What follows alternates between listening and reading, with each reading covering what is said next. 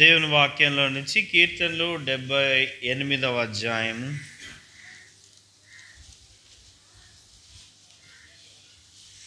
20-21 వచనాలను అందరం కలిసి చదువుకుందాం. కీర్తనలు 78వ అధ్యాయము 20-21 వచనాలను అందరం కలిసి బిగ్గరగా చదువుకుందాం. ఆయన బండను కొట్టగా నీరు ఉబికెను, నీళ్లు కాల్వలై పారెను. ఆయన ఆహారము ఇయ్యగలడా? ఆయన తన ప్రజలకు మాంసం సిద్ధపరచగలడా అని వారు చెప్పుకొనిరి. యెహోవా ఈ మాట విని కోపగించెను. యాకోబు సంతతిని దహించి వేయుటకు అగ్ని రాజెను, ఇశ్రాయేల్ సంతతిని హరించి వేయుటకు కోపము పుట్టెను. చిన్న మాట ప్రార్థన చేసుకొని దేవుని సహాయాన్ని కోరుకుందాం. కృపగల దేవా, మహిమగల తండ్రి, వాక్యం ద్వారా మీరే మాతో మాట్లాడండి. మా హృదయంలో మీరే విత్తి నీరు కట్టి ఫలింపజేయగలరని కోరుకుంటున్నాం. దేవ, అనాలోచితంగా కూర్చోబెట్టే దురాత్మ శక్తులను బంధిస్తున్నాం, నిద్రాత్మను బంధిస్తున్నాం, అల్లరి చేయించే దురాత్మ శక్తులను బంధిస్తున్నాం. వాక్యం పట్ల ఏకాగ్రతనివ్వండి అయ్యా. మాకు మంచి వాక్యం ఇస్తున్నావయ్యా, నీకే వందనాలు. చక్కటి కాపర్లను ఇచ్చావయ్యా, మీకే వందనాలు. ఎంతోమందికి లేని ధన్యత ఇచ్చావయ్యా, సావాసం ఇచ్చావు ప్రభా. నీవు అనుకున్నట్టుగా మేము ఫలించుటకు సాయం చేయగలవని యేసుపేట వచ్చినా మా ప్రియ పరలోకపు తండ్రి, ఆమేన్. బైబిల్ ఉన్నవారు బైబిల్ ఎత్తినట్లయితే ఒక వచనము పాడుకుందాం. వాక్యమును యాకోబుకు తెలియజేసిన వాడని, వాక్యమును మమ్రేకు తెలియజేసిన వాడని, ఏ జనముకిలాగునా చేసియుండలేదని, ఏ జనముకిలాగునా చేసియుండలేదని, దేవునికి స్తోత్రము గానము చేయుటయే మంచిది. మనమందరము స్తుతి గానము చేయుటయే మంచిది.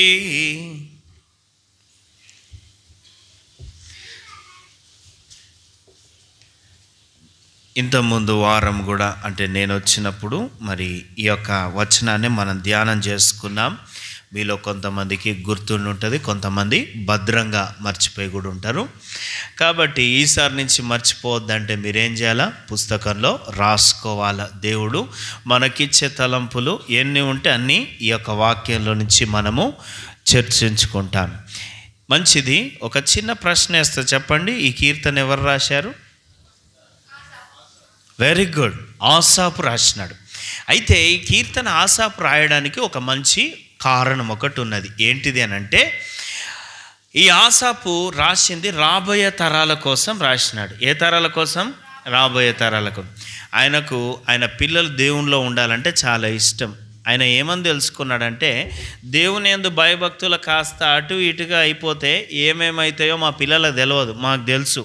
ఎందుకు? మా పెద్దలు మాకు ఆ సంగతి చెప్పినారు. అదే వాక్యాన్ని, అదే మాటల్ని మనము ఆ 78వ కీర్తన మొదటి వచనాల్లో మొత్తం కూడా మనం చూస్తాం. మాకు తెలిసిన సంగతులు, మా పితరులు మాకు వివరించిన సంగతులను చెప్పేదము అని చెప్పేసి మరి ఏమంటున్నాడు? వాటిని వారి పిల్లలకు మేము చెప్పేదము, రాగల తరంలో పుట్టబో పిల్లలు దాన్ని నెరుగునట్లు, వారు లేచి తమ పిల్లలకు దాన్ని వివరించున్నట్లు. ఏం ఆశ ఉన్నది? మా తండ్రులు మాకు ఏం నేర్పిరో అది మా పిల్లలకు నేర్పిస్తాం, మా పిల్లలు రాగల తరములకు వాళ్ళ పిల్లలకు నేర్పాలా. ఇది నా యొక్క ఆశ అంటున్నాడు. ఎందుకనంటే ఆల్రెడీ దేవుని ధర్మశాస్త్రాన్ని తప్పిపోయి చాలా ఇబ్బందులు పడ్డాం. గతంలో మా పితరులు ఇబ్బంది పడ్డారు, మేము పడ్డాం. అయ్యే తప్పులు మళ్ళీ మా పిల్లల జీవితంలో జరగొద్దు. వాళ్ళు ఇంకా బెటర్ జనరేషన్ అవ్వాలి, వాళ్ళు మరీ శ్రేష్టమైన తరముగా మారిపోవాలి. ఎంతమందికి ఆశ ఉందండి మన పిల్లలు శ్రేష్టమైన తరములుగా ఉండాలని? దేవుడు మీ హస్తములను, మీ కుటుంబాలను దీవించునుగాక, ఆమేన్. కాబట్టి పిల్లలు అనగానే దేవుడు మనకిచ్చిన పిల్లలే అని అనుకున్నారు. దేవుడు నీ ద్వారా రక్షించబోయే ప్రతి ఒక్క ఆత్మ కూడా నీకు పిల్లలే, సంతానమే. ఈరోజు మమ్రే సంఘం అంటే ఇంతమంది, రేపు ఇంతమంది మేము ఉంటామా? ఇంకా విస్తరించబోతున్నాం, ఆమేన్. కాబట్టి ఆ రాగల తరములన్నీ కూడా దేవుని కోసం ఒక మంచి శ్రేష్టమైన తరముగా నిలబడాలి అంటే చెప్పేటోళ్ళు కావాలి. చెప్పండి, ఎవరు కావాలమ్మా? పరిచర్య భారం మనందరి మీద ఉంది. ఒక్క దైవజనుడి మీదనే కాదు, అందరూ కలిసి పరిచర్య చేయాలి. దాన్నే సంఘం అంటారు. కాబట్టి ఇక్కడ చూసుకున్నట్లయితే మరి కొంతమందికి ప్రార్థన పరిచర్య ఉంటుంది, కొంతమందికి తిరిగి వెళ్ళి సువార్త పంచే పరిచర్య ఉంటుంది, ఒక్కొక్కరికి ఒక్కొక్క పరిచర్య ఉంటుంది. కొంతమందికి మందిరంలో పరిచర్య ఉంటుంది, కొంతమందికి మందిరం బయట పరిచర్య ఉంటుంది. కాబట్టి ఈ విధంగా చూసుకున్నట్లయితే ఈ యొక్క పరిచర్యలో చక్కగా మా పిల్లలందరూ కూడా వెళ్ళాలి అని ఆశపడి ఈ కీర్తనను రాసుకున్నాడు. అయితే పొడిగా అరే జాగ్రత్తరా అని చెప్తే పిల్లలు ఏం చేస్తారు? అప్పటి వరకు విని మర్చిపోతారేమో, సరిగా వినరేమో. ఒక కథలాగా చెప్తే ఆ పూటకు బాగానే ఉంటుంది, మళ్ళీ తర్వాత గుర్తుండదేమో. ఒక పద్యంలాగా రాస్తే కొన్ని రోజులు గుర్తుండి తర్వాత మర్చిపోతారేమో అని ఏం రాసినాడమ్మా? ఒక పాటగా రాసినాడు. ఒక పాటగా దీన్ని రాసుకున్నాడు. అందుకే ఇది కీర్తనలలో చేర్చబడ్డాడు. 78వ కీర్తన ఆసాపు ఒక పాటగా రాసినాడు. దావీదు జీవితంలో దేవుడు ఏమేం చేసినాడో అది అందరికీ తెలవాలని ఆయన ఒక పాట రాసుకుంటే ఇప్పటి వరకు పాడుతూ ఉన్నాం. ఏ పాట? యెహోవా నా బలమ యథార్థమైనది నీ మార్గం అని పాడుతున్నాం. దాంట్లో దావీదు అనుభవాలు ఎన్ని గొప్ప అనుభవాలు ఉన్నాయో అవన్నీ ఒక పాటలాగా రాసుకున్నాడు. ఈ ఆసాపు కూడా అందరు పిల్లలు ఆ రోజుల్లో ఫుల్గా పాడి ఇగో ఇట్లయినప్పుడులో జాగ్రత్త, మీరు ఆ తప్పు చేయమాకండి అని చెప్పేసి ఒకరినొకరు కీర్తనలతోనూ హెచ్చరించుకుంటారేమో అని చెప్పేసి ఈ పాటను రాసినాడు. ఈయన పాట రాయడంలో ఎంత గొప్ప ఆలోచన ఉంది చూడండి. ఈరోజు మనలో చాలామంది చాలా రకాల పాటలు పాడుతూ ఉంటాం. అంటే నేననే దేవుడి పాటలే, అందులో కూడా చాలా రకాలు ఉన్నాయి. కొన్ని ఏమో రాగం బాగుందని కనెక్ట్ అయ్యే పాటలు ఉంటాయి. ఇవి ఆత్మీయమైన గీతాలు ఉంటాయి, భక్తిహీనమైన గీతాలు ఉంటాయి. యేసయ్య పేరుతోనే ఉంటాయి. రాగం బాగుంటుంది కానీ దాంట్లో భక్తి ఉండకపోవచ్చు. కొన్ని ఏమో రైమింగ్ని బట్టి ఉంటాయి. యేసయ్య నా కాపరి, నా ఊపిరి, ఇవంటివి ఇట్లాంటి అలిపిరి వచ్చే వరకు పాడుతూ ఉంటారు. సరే, మొత్తానికి రైమింగ్ని బట్టి వచ్చేవి, తర్వాత మ్యూజిక్ను బట్టి వచ్చేవి, రాగాన్ని బట్టి వచ్చేవి, వాతావరణాన్ని బట్టి వచ్చేవి. యేసయ్యను హృదయాంతరంగం నుంచి అనుభవిస్తే వచ్చే పాటలు, యేసయ్య మాట భవిష్యత్తు తరాలకు చేరాలని ఒక పాఠమినే ఒక పాటలాగా మలిచి పాడే పాట, ఇన్ని రకాల పాటలు ఉన్నాయి. అయితే మన జీవితంలో నిజంగా ఒక పాట పాడితే ఒకరికి ఒక మెసేజ్ వెళ్ళగలిగితే నిజంగా ఎంత గొప్ప విషయం కదా. కాబట్టి అటువంటి పాటలు మనం నేర్చుకోవాలా, మనం ఏం చేయాలా? పాడాలా. సువార్త ప్రకటించడం నీకు అంత ఇబ్బంది, నువ్వు ప్రకటించలేవనుకో, అప్పుడు నువ్వేం చేయాలా? నీ ఇంట్లో ఉండి నువ్వే పువ్వు లాంటిది జీవితం పాడు, మంచిగా పక్కన ఉన్న వాళ్ళు హ్యాపీగా వింటారు.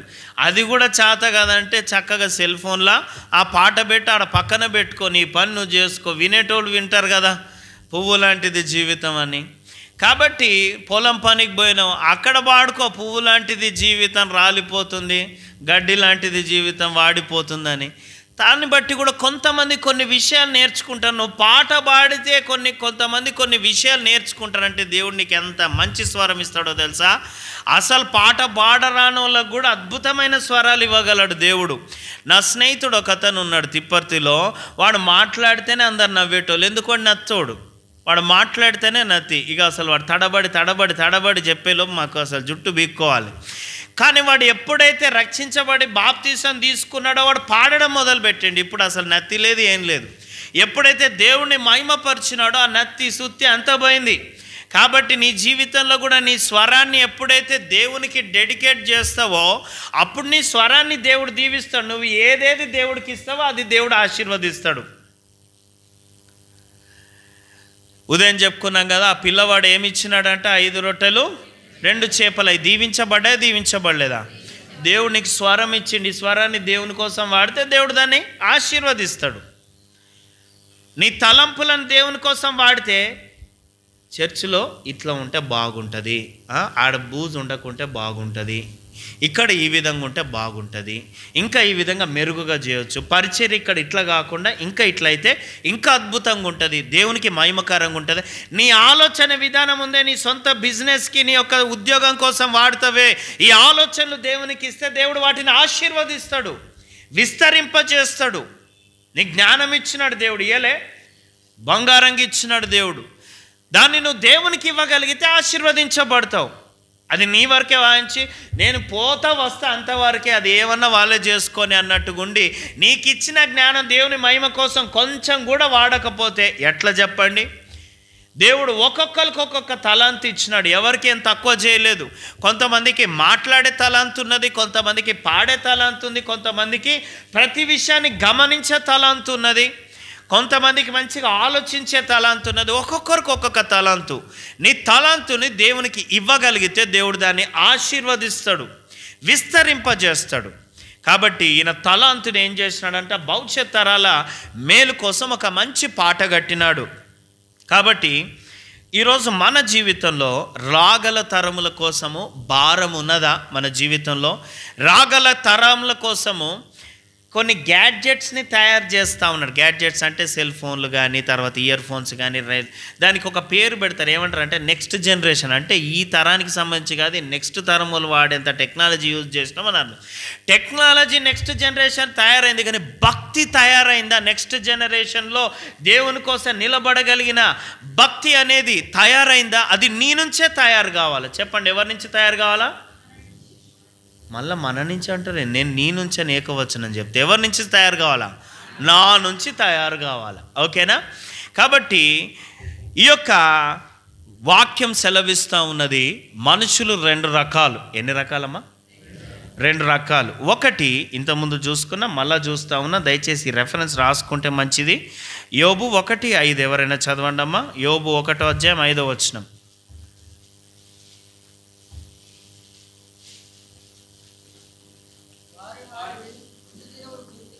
వారి వారి విందు దినములు పూర్తి కాగా యోబు తన కుమారులు పాపం చేసి తమ హృదయములలో దేవుణ్ణి దూషించిరేమో అని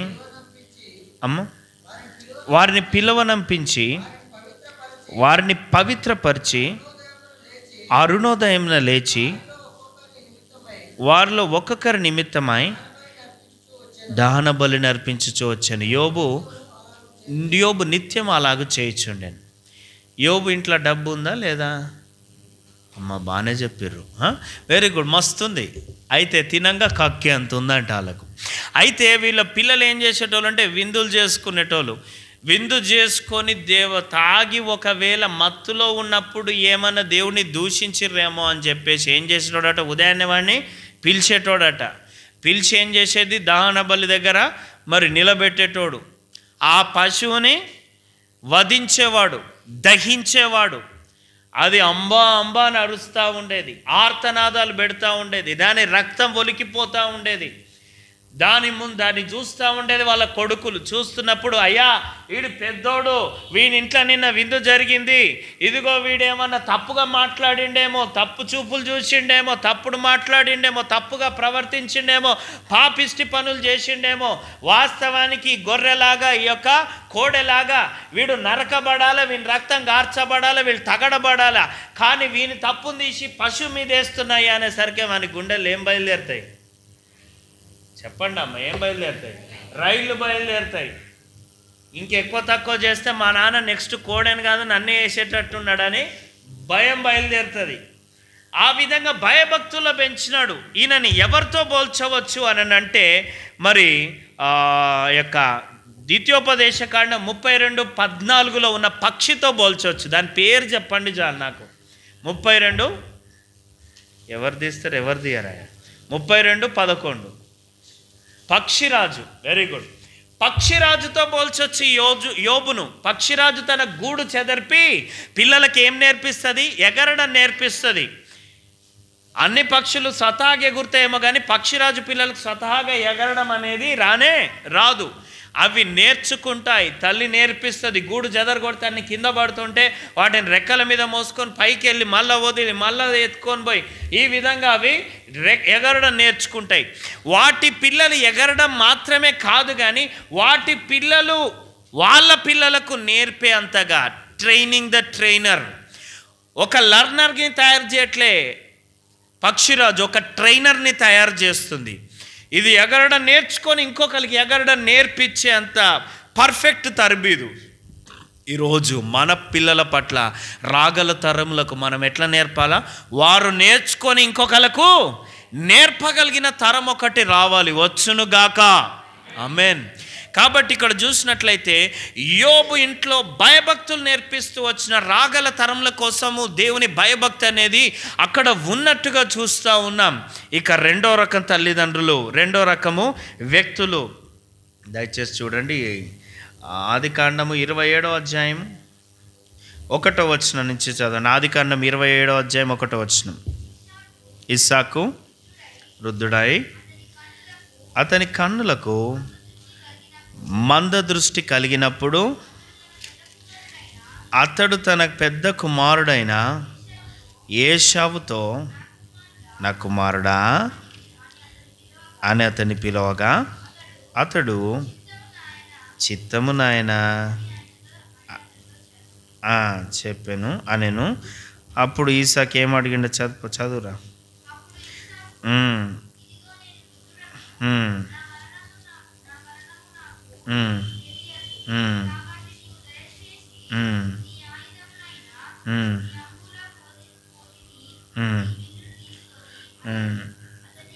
అడవికి పోయి,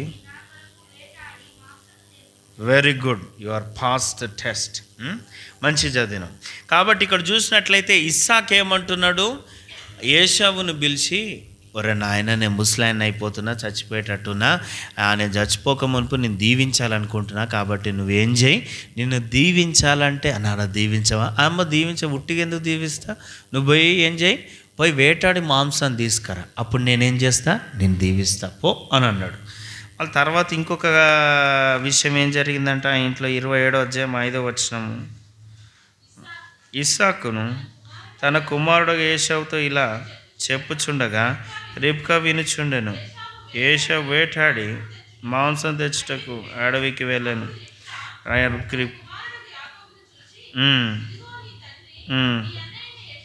చాలమ్మా. ఇక్కడ చూసినట్లయితే వీళ్ళింట్లో యోబేమో ఏం నేర్పించిండు? వాళ్ళ ఇంట్లో భయభక్తులు. దేవుడు అంటే గడగడ వణికిపోయేటట్టుగా భక్తి నేర్పిస్తే, ఇస్సాకు రిబ్కాలు దేవుని భయభక్తులు నేర్పిస్తారా? ఇంట్లో నేర్పిస్తలేరు. ఈయనేమో, అరే పెద్దోడు ఇట్రారా, నేను నిన్ను దీవిస్తా, కానీ పోయి నాకేం తీసుకురా, వేటాడి మాంసం తీసుకురా పో అని ఈయన పెద్దోడిని అంటాడు. వేటాడి మాంసం తీసుకొచ్చి వాడే పెట్టాలంట. అంటే భార్య వండి పెట్టడం అనేది ఏమి చెప్పలేదు ఆయన అక్కడ. అవునా కాదా? వీళ్ళింట్లో ఐక్యత ఉందా చెప్పండి, ఉందా? లేదు. ఇది సాటుగా విన్నదట వాళ్ళమ్మ. వీనేమంటుంది?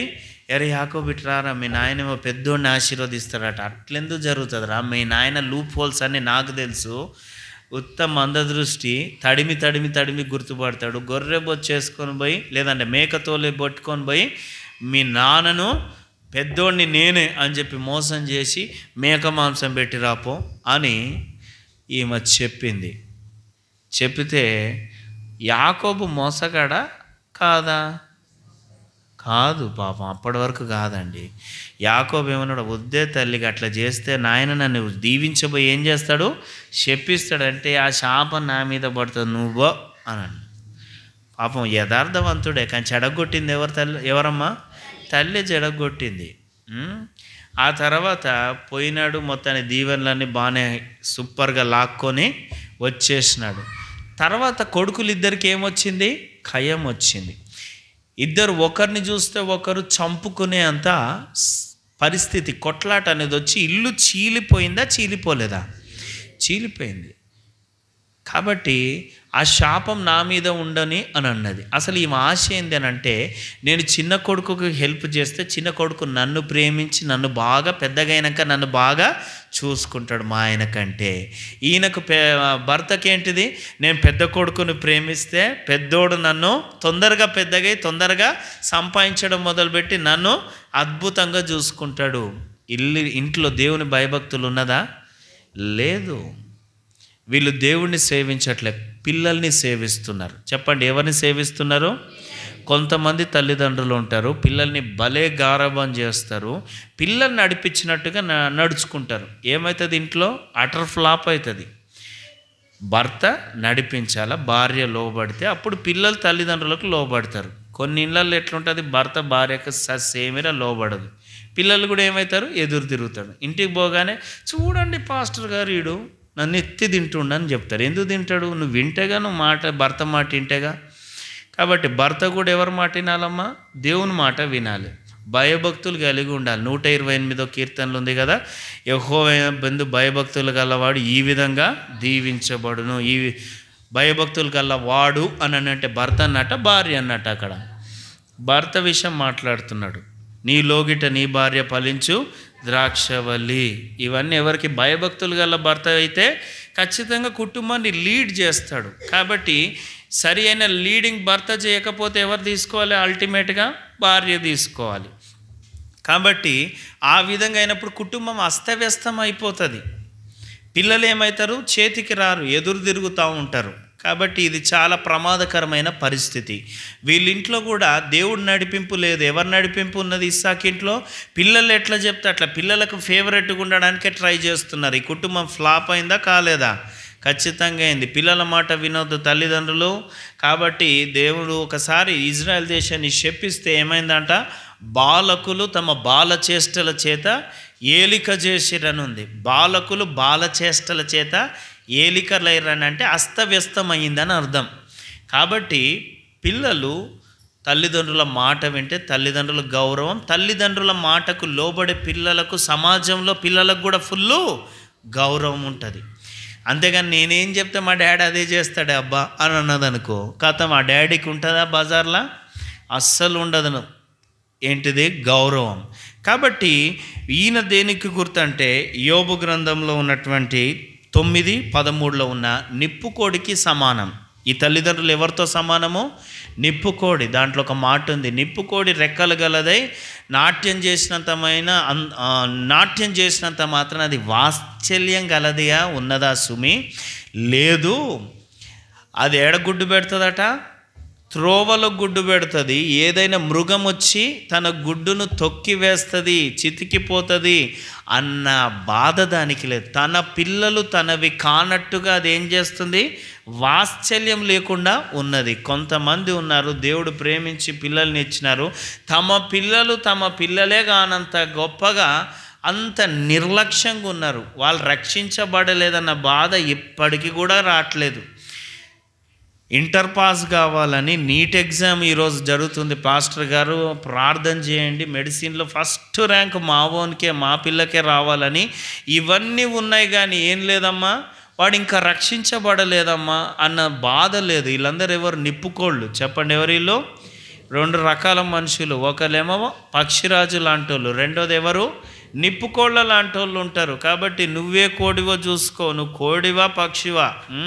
కాబట్టి 2 పక్షి జాతులే. కానీ పక్షిరాజేమో పిల్లలకు ఎగరడం నేర్పిస్తుంది, నిప్పుకోడేమో పిల్లల్ని నాశనం చేసుకుంటా ఉన్నది. కాబట్టి ఇక్కడ మనం చూసుకున్నట్లయితే ఈయనకు ఆసాపుకు ఈయన ఒక మంచి పక్షిరాజు లాంటి వ్యక్తి. రాగల తరముల కోసం ఒక మంచి మెసేజ్ రాసినాడు. రాసి 20-21 వచనాల్లో మరి ఒక సందర్భాన్ని రాసినాడు.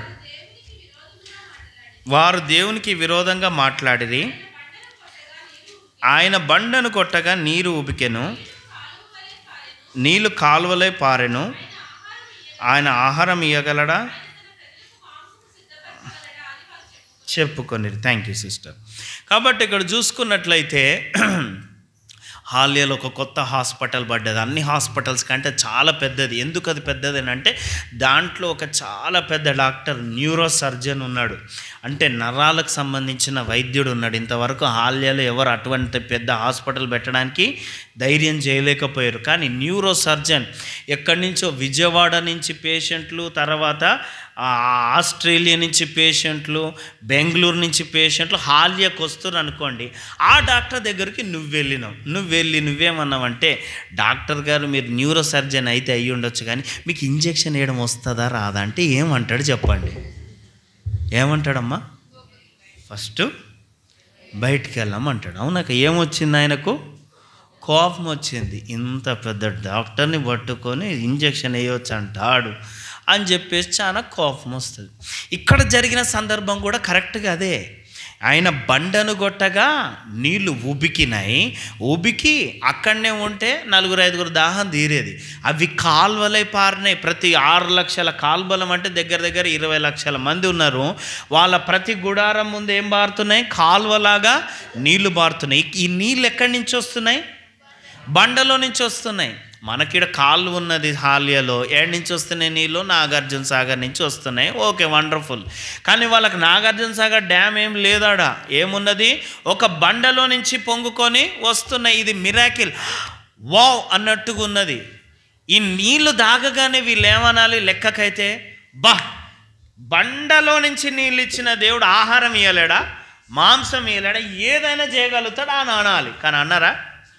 ఏమన్నారంట? ఆ బండల నుంచి నీళ్ళు ఇచ్చాను, కానీ ఆ ముందు ఆహారం కావాలి, మాకు ఇంకేం కావాలా? మాంసం కూడా కావాలి అని చెప్పేసి వీళ్ళు ఈ విధంగా అనేసరికి దేవునికి కోపం వచ్చి యెహోవా సన్నిధి నుంచి అగ్ని రాజుకుందంట. ఏం రాజుకుంది?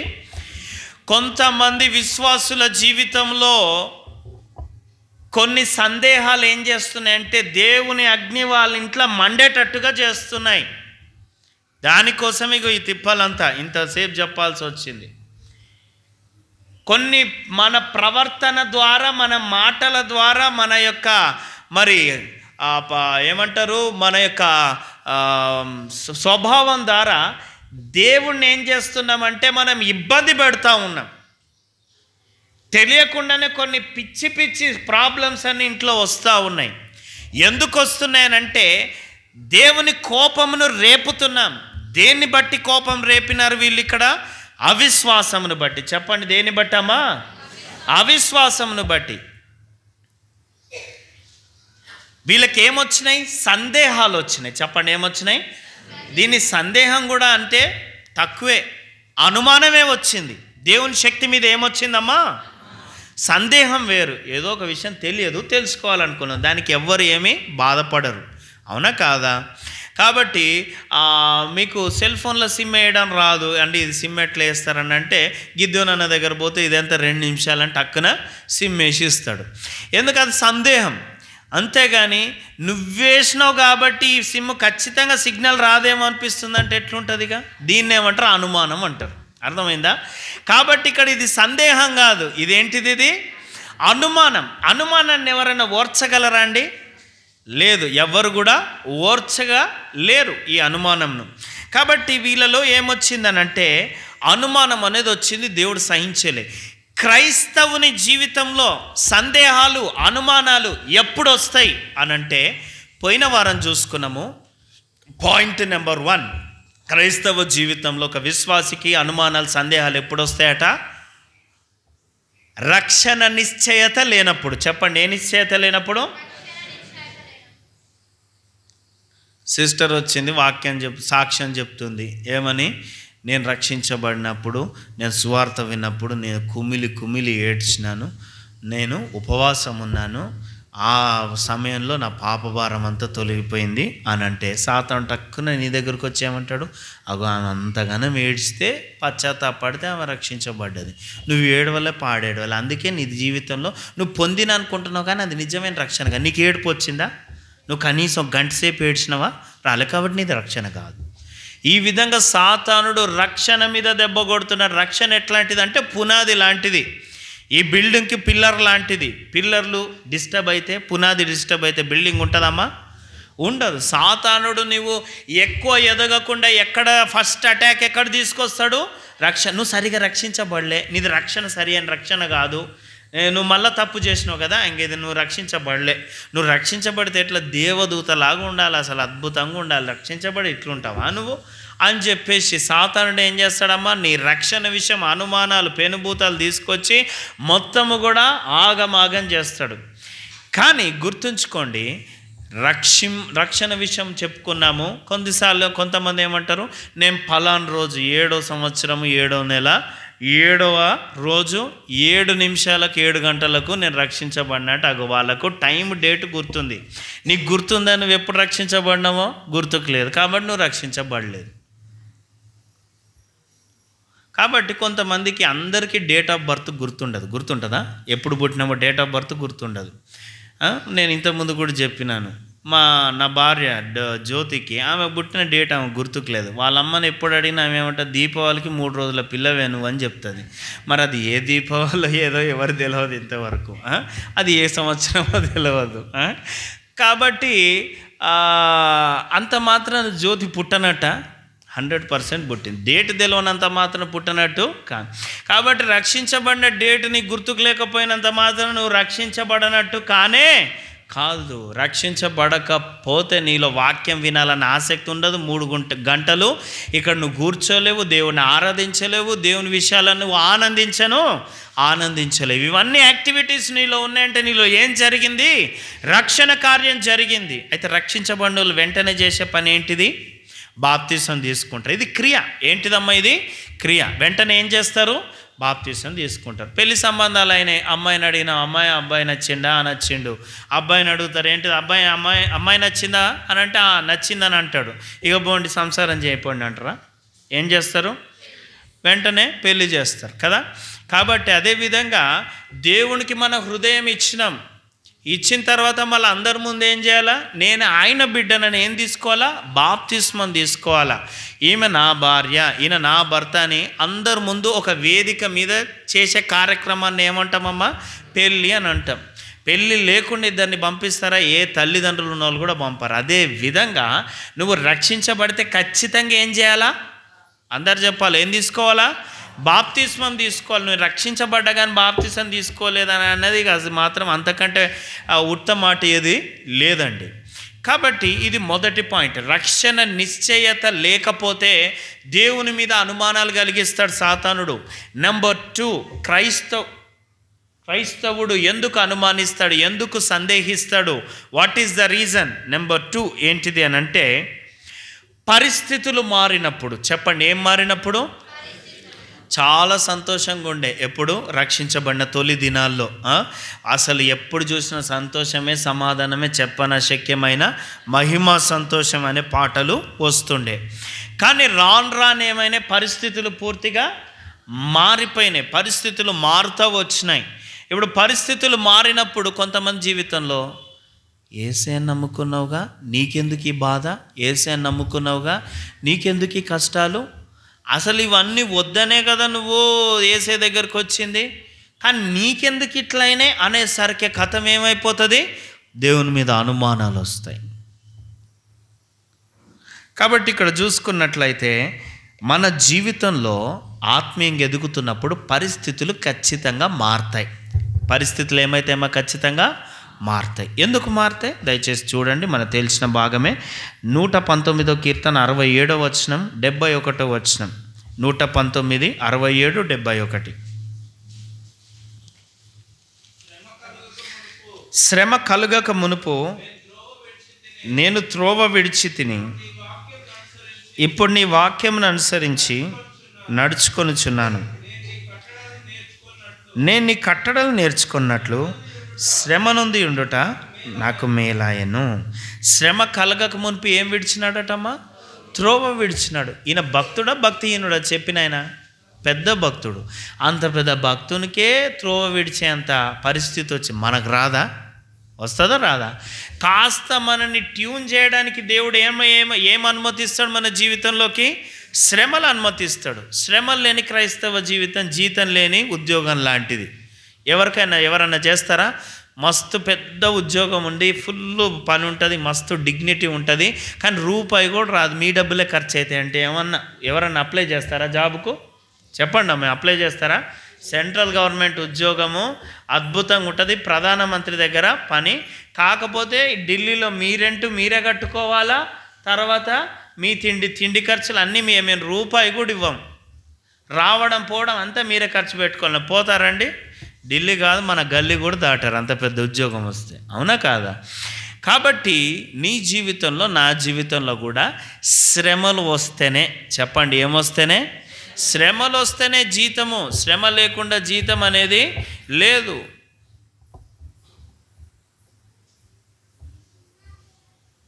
టెన్త్ క్లాసు పాస్ అయింది అనడానికి వానికి ఏం నిర్వహించారండి? బోర్డు ఎగ్జామ్ పెట్టినారు, పరీక్ష పెట్టినారు.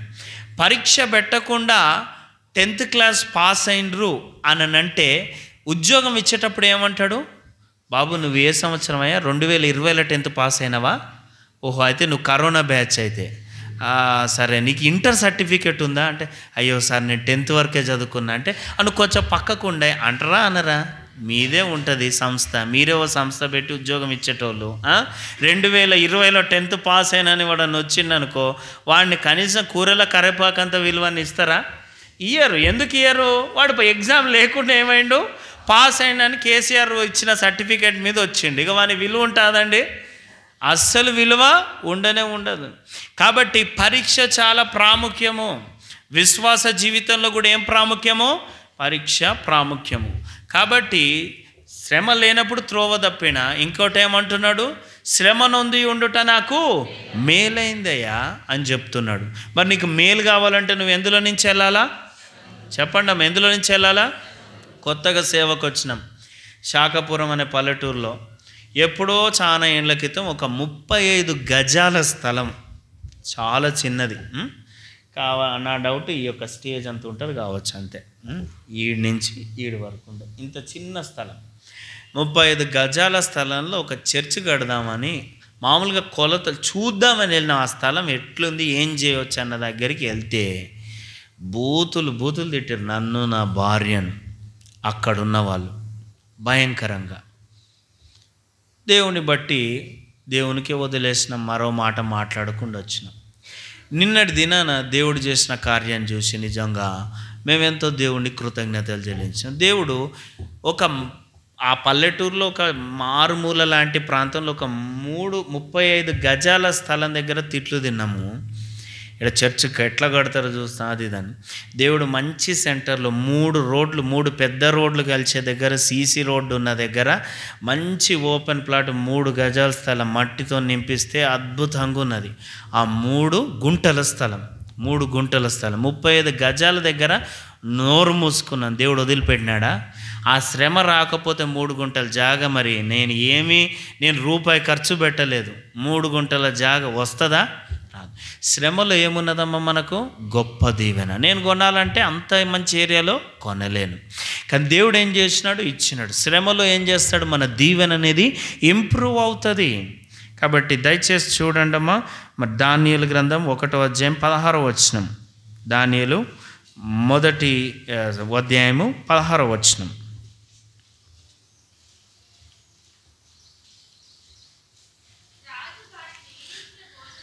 రాజు వారికి నియమించిన భోజనమును పానము కొరకైన ద్రాక్షరసమును ఆ నియామకుడు తీసివేసి వారికి శాఖ ధాన్యాదులనిచ్చాను. ఈ 4 బాలుర సంగతి ఏమనగా చాలు సిస్టర్. కాబట్టి వీళ్ళు ఏం చేసినారు? దానియేలు, షడ్రక్, మెషక్, అబేద్నెగో 4 కూడా రాజభోజనం పెడితే మాకు వద్దన్నారు, సమర్పించుకున్నారు. ఏం చేస్తున్నారు చెప్పండి అమ్మా, ఈడ లేరా ఏంది ఎవరు? సమర్పించుకున్నారు. సమర్పించుకుంటే ఏం జరిగిందంట? దయచేసి చదవండి. దానియేలు 2:49. దానియేలు 2:49. అంతటా దానియేలు రాజునొద్ద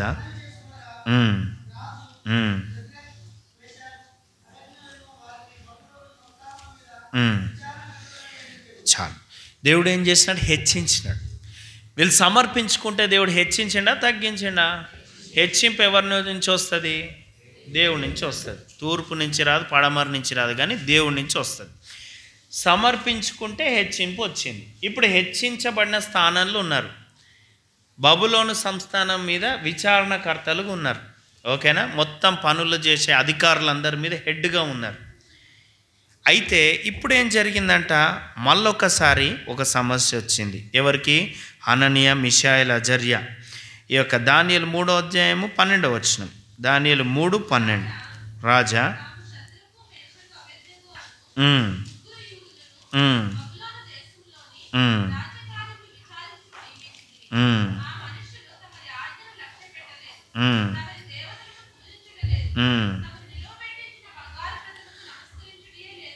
చాలు. ఫస్ట్ సమర్పించుకున్నప్పుడు దీవెన వచ్చిందా, ఇబ్బంది వచ్చిందా? దీవెన వచ్చింది. మొట్టమొదటిగా యేసయ్యకి సమర్పించుకున్నాం, ఏమొచ్చింది? పాప క్షమాపణ వచ్చింది, నెమ్మది వచ్చింది, దీవెన వచ్చింది. ఇప్పుడు హాయిగా ఉన్నది, ఇప్పుడు స్వస్థత ఉన్నది, అంత మంచిగా ఉన్నది. పట్టుకుందల్లా పసిడి, ముట్టుకుందల్లా బంగారం అన్నట్టుగా ఉంది జీవితం. ఇప్పుడు రెండోసారి సమర్పించుకోవాల్సిన టైం వచ్చింది. ఇప్పుడు ఏంటిది? ఈయన వీళ్ళని విచారణకర్తలుగా చేసి ఇప్పుడు ఏమంటున్నాడు, నేను ఒక ఏమంటారు ప్రతిమను చేయించిన, ఆ ప్రతిమ దగ్గర మొత్తం చూసుకోవాల్సింది మీరే, అందరు ఏం చేయండి, సాగిలపడండి అని చెప్పేసి రాజు చెప్తే, ఇప్పుడు ఏంటిది? సాగిలపడాలన్న వద్ద ధర్మ సంకటానికి వచ్చినారు.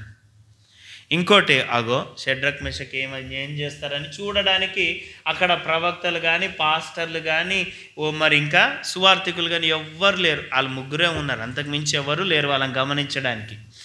ఇప్పుడు వాళ్ళు మోకరించినా కూడా వాళ్ళని నువ్వెందుకే మోకరించినావు అనేటోళ్ళు కూడా ఎవరు లేరు. ఇంత పెద్ద పదవి రాజు ఇచ్చిన తర్వాత రాజుకు లోబడకపోతే ఏమైనా బాగుంటుందా అని సాతానుడు వేస్తూనే ఉన్నాడు ఇంత పొగ. ఆ సమయంలో రెండవసారి సమర్పించుకున్నారు. రెండవసారి ఏం చేసినారమ్మా? సమర్పించుకున్నారు. ఏమనుకున్నారట? మేము రాజు పెట్టించిన ప్రతిమకు పూజించము, మొక్కము అని రెండవ సమర్పణ. అప్పుడు ఏమొచ్చిందంట? దయచేసి చూడండి, దానియేలు 3వ అధ్యాయము 16వ వచనం.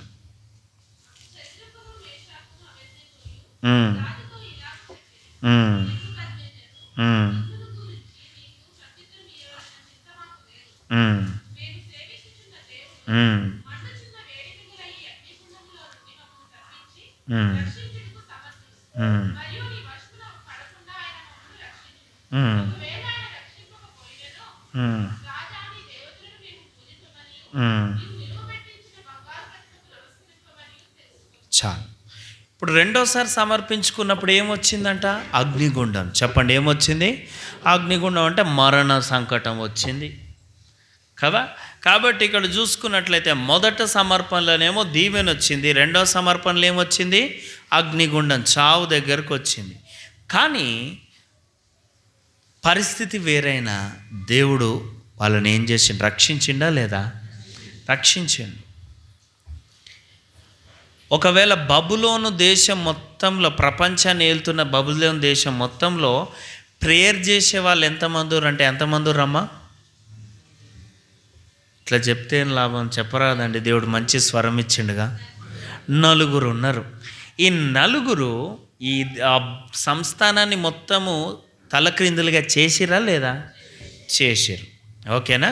అయితే 4 ప్రార్థన చేసిరు, సంస్థానం తలక్రిందులు చేసిరు. ఈ 3వ అధ్యాయం విగ్రహారాధనతో మొదలైంది, దైవారాధనతో ముగించబడింది. విగ్రహారాధనతో మొదలైంది, దైవారాధన, దేవుడినే పూజించాలి, వీళ్ళ దేవుడే నిజమైన దేవుడు అని రాజు శాసనమే ఇచ్చేసినాడు. అయితే ఇక్కడ ఉన్నటువంటి సంఘము, అదో ఒక చిన్న సంఘం అనుకుందాం. ఈ సంఘంలో ఎంతమంది ఉన్నారు? బబులోన్ దేశం మొత్తంలో ఉన్న సంఘంలో ఎంతమంది ఉన్నారు? 4 ఆ దేశాన్ని, ప్రపంచాన్ని ప్రభావితం చేసిరా లేదా? చేసిరా లేదా? మరి మీరెందుకు రారు ఆల్ నైట్ ప్రేయర్కి?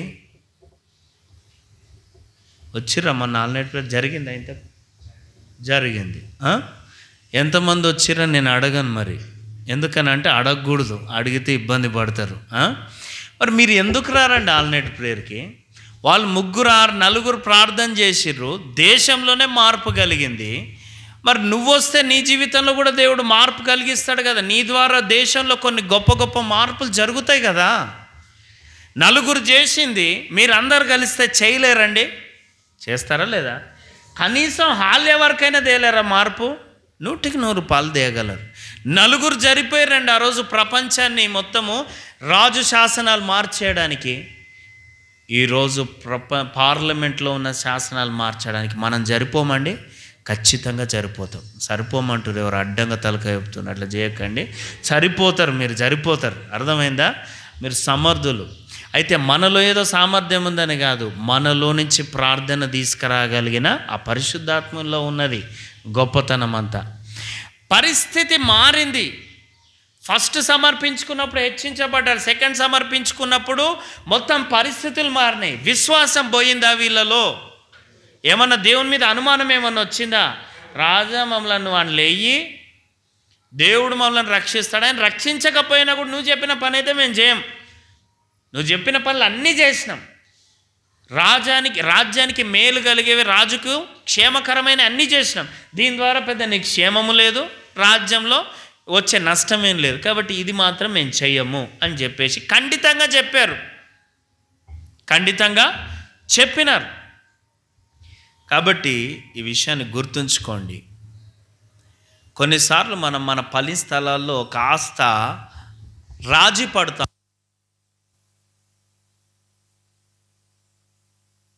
లూకా 7:28 స్త్రీలు కనిన వారిలో యోహాను కంటే గొప్పవాడు ఎవడునూ లేడు, అయినను దేవుని రాజ్యంలో అల్పుడైన వాడు అతని కంటే గొప్పవాడని మీతో చెప్పుచున్నాను. కాబట్టి ఇక్కడ చూసుకున్నట్లయితే యోహాను 2 శిష్యులను పంపించినాడు యేసే దగ్గరికి. ఒక చిన్న ప్రశ్న క్లారిటీ అడిగి రమ్మన్నాడు. ఏంటివి? ఈయనలో ఉన్న సందేహాలు. ఎవరిలో ఉన్న సందేహాలమ్మా? యోహాన్లో ఉన్న సందేహాలు. అయితే యోహాన్లో ఉన్న సందేహాలు ఏంటివంటే, నువ్వే క్రీస్తువా లేకపోతే మేము ఇంకొకరి కోసము కనిపెట్టాలనా అనే చిన్న క్వశ్చన్ అడిగినాడు.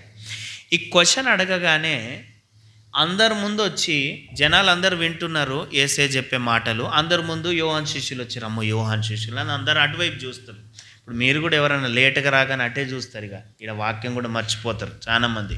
అట్లనే మీలా కొంతమంది ఆడున్నారు, వాళ్ళు కూడా అటే చూస్తూ ఉన్నారు. చూస్తుంటే వాళ్ళందరి ముందు ఏం అడిగిర్రు? ఇదిగో నువ్వేనా క్రీస్తువు లేకపోతే మేము ఇంకెవరి కోసం వెయిట్ చేయాలా అని యోహాన్ అడగమన్నాడండి అని అన్నాడు. అప్పుడు యేసు ప్రభు ఒక మాట మాట్లాడి, దేర్ వాజ్ అ ప్యాసేజ్, ఒక కాన్వర్జేషన్. మీరు అరణ్యంలోకి వెళ్ళిర్రు కదా, దేనికోసం వెళ్ళిర్రు? గాలికి గదిలే రెల్లుని చూడడానికి వెళ్ళిర్రా అంటే లేదండి యోహాన్ని చూడడానికి వెళ్ళినాం. వెరీ గుడ్, మంచిది. అయితే యోహాను మంచోడే. ఈయన స్త్రీలు కనిన వాళ్ళందరిలో ఇలా గొప్పోడెవరట? యోహాన్. స్త్రీలు ఎవరినైనా ఎవరు కనాల్సిందే? మనుషులందరిని ఎవరు కనాలా? ఆడపిల్లలనైనా మగబిడ్డలనైనా స్త్రీలే కనాలి. స్త్రీలు కనినోళ్ళందరిలోకెల్లా శ్రేష్టమైన పీస్ ఎవరంట? యోహాన్. అయినా కూడా పరలోక రాజ్యంలో అత్యంత అల్పుడు ఎవరికంటే గొప్పోడట? అంటే యోహాను స్టేటస్ తగ్గిందా పెరిగిందా? గట్టిగా చెప్పాలి నాకు. పెరిగిందా తగ్గిందా? పెరిగిందంటున్నారు, అవునా?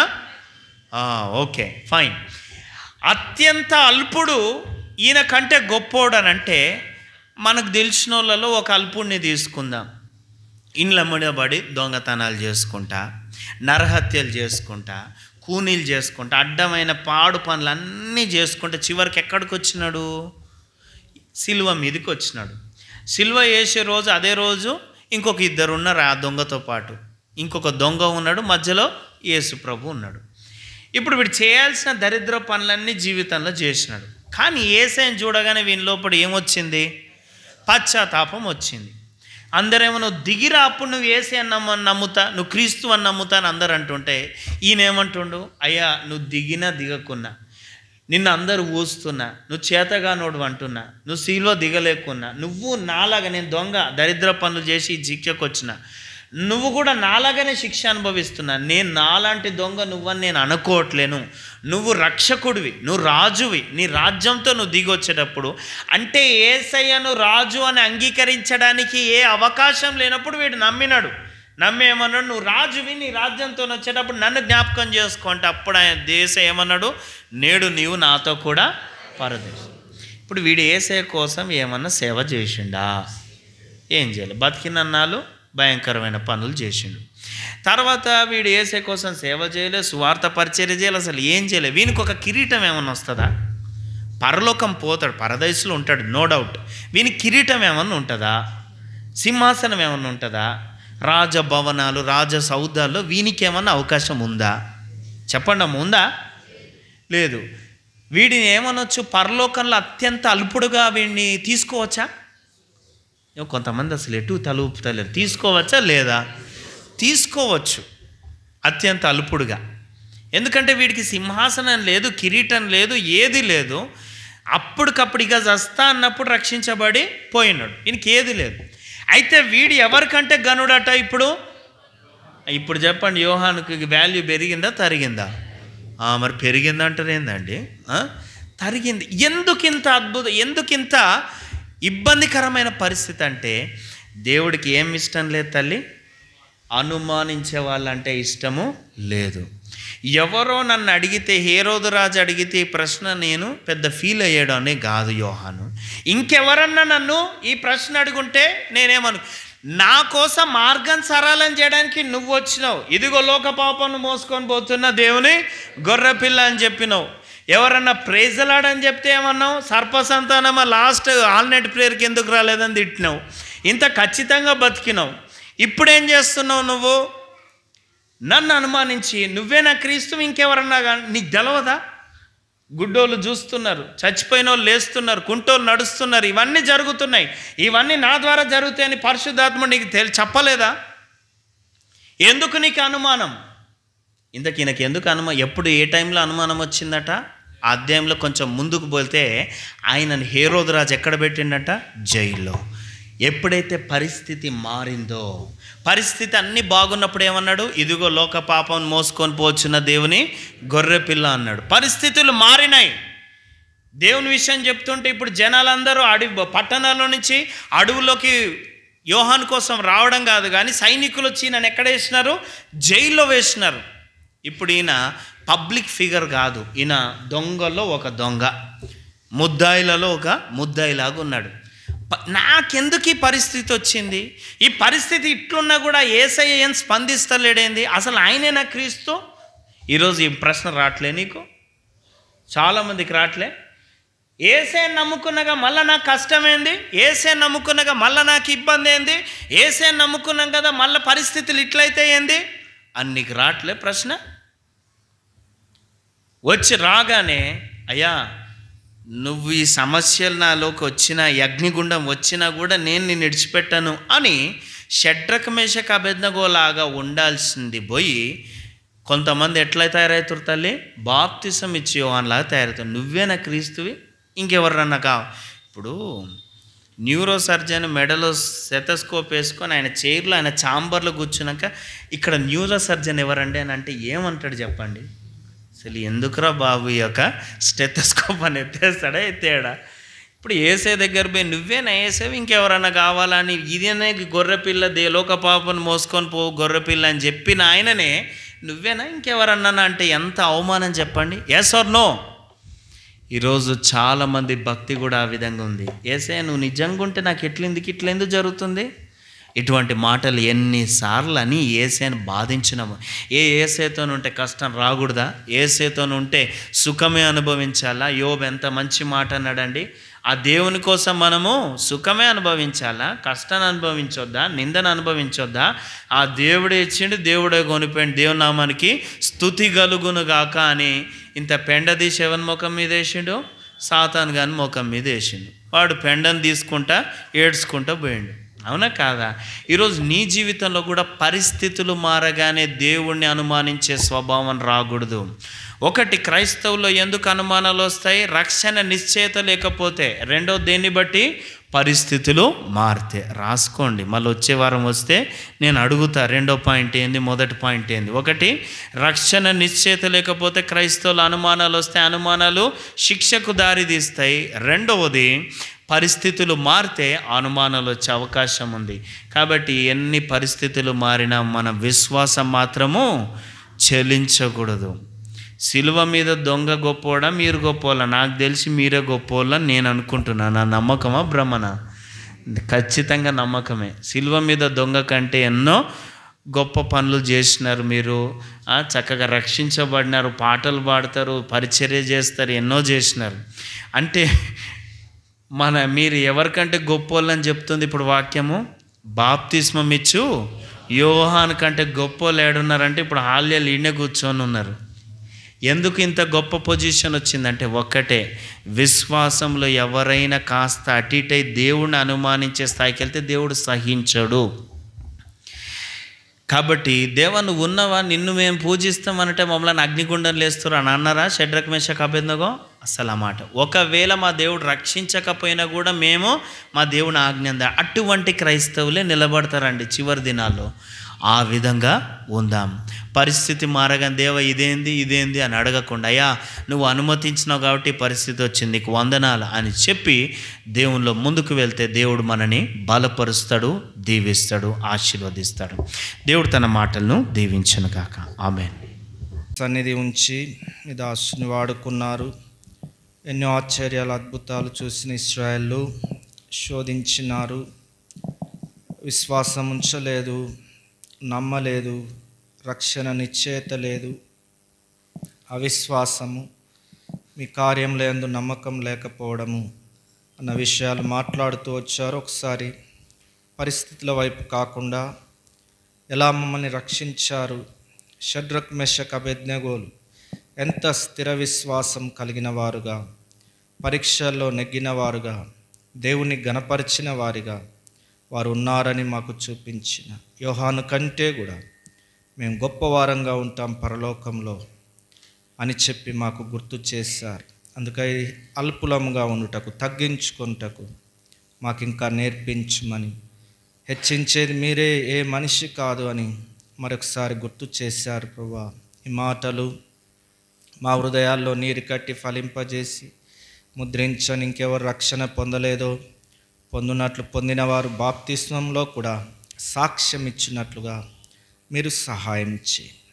ప్రభా, రక్షణ పొందిన వారు దినదినం విశ్వాసంలో ఎదుగుతూ కొన్ని శ్రమలు వచ్చినవి మేలు కొరకే అని చెప్పినారు. పక్షిరాజు తన పిల్లలకు తర్పీతిస్తుంది. అలాంటి పిల్లలుగా, పక్షిరాజులుగా తయారవుటకు నిప్పుకోడి వాత్సల్యత లేనిది అని మాకు చూపించారు. కుటుంబాల్లో అలాంటి వ్యక్తులుగా ఉండవద్దు మేమని గుర్తు చేశారు. యోబు నిత్యం తన కుటుంబం కొరకు, కుమారుల కొరకు ప్రార్థించాడు అని గుర్తు చేశారు. కాబట్టి మేము కూడా యాకోబు, ఏశావుల తల్లిదండ్రుల వంటి వారం కాకుండా, పక్షపాతం చూపించకుండా అందరిని సమంగా దైవభక్తిలో పెంచుటకు సహాయం చేయి. సమయంలో సేవను ప్రేమించి తెచ్చిన కానుకను అంగీకరించి రాజ్య విస్తరణ కొరకు వాడుకొని ప్రార్థిస్తూ ఉంటున్నాం. సహాయం చేయి. ఇచ్చిన హస్తాలు దీవించండి. సౌడు ప్రసాద్ కొంత జ్వరంతో బాధపడుతున్నాడు, గద్దించండి, స్వస్థపరచండి. మరి ఇక్కడ ప్రభా సంఘానికి వచ్చే బిడ్డల్లో కూడా కొంతమంది జ్వరాలతో బాధపడుతూ, కొంతమంది రాలేకపోయారు, కొంతమంది జ్వరం తగ్గి నీరసాలతో వచ్చారు. వారిని మీరే ముట్టి స్వస్థపరిచి అయా మమ్మల్ని క్షేమంగా పంపించండి. శాఖాపాల మందిర స్థలం ఇచ్చారు, నీ కృపను ఒప్పుకుంటూ చిత్త సమయం అక్కడ మందిర నిర్మాణం జరుగుటకు కావలసిన వనరులను సమకూర్చు. మరొకసారి మా అందరిని పేరు పేరు వరుసన దీవించి గమ్యాలకు చేర్చు. యేసు ప్రభు నామమున స్తుతించి ప్రార్థించి వేడుకుంటున్నాం తండ్రి. ఆమేన్. మన ప్రభు అయిన యేసుక్రీస్తు కృప, తండ్రి అయిన దేవుని ప్రేమ, పరిశుద్ధాత్మ యొక్క అన్యోన్య సహవాసం చేరిన మనందరికీ ఇప్పుడు సదాకాలం తోడైండును గాక. ఆమేన్. ప్రైజ్.